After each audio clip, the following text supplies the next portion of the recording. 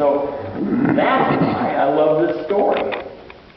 So we've got 600 of God's soldiers left against the multitude. Now let's jump down here a ways. And to verse 20, I love this part.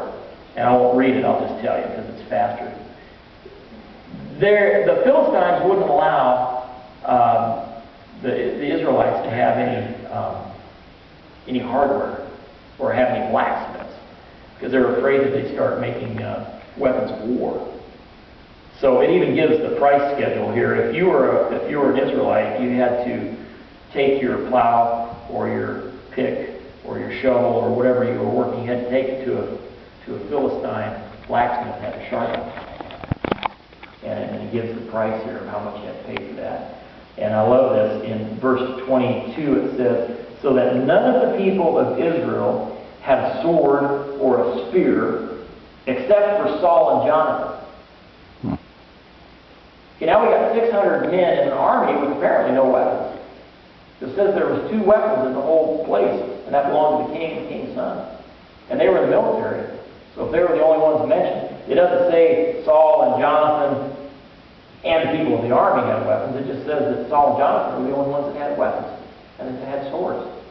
So I'm not exactly sure what the military was carrying. Brooms? I don't know. Could be. I'd like to investigate that. Maybe I'm missing something here. Now the real story starts. You've got the history. I love this. One day, Jonathan said to the young man who carried his armor, what do we call that person? A caddy. I call him a caddy. Kind of. An armor bearer. They carried the armor. Why? Because a lot of times they had to walk for these military campaigns a long ways. And if the soldiers, if the fighting men, the guys with the skill were carrying all their armor all this distance, when they got there, they were too tired to fight. And so they'd have young men that went with them with lesser skill that weren't going to be on the front lines fighting yet. They would carry the armor. And also, Jonathan was who? King's son. He was who? Who was his dad?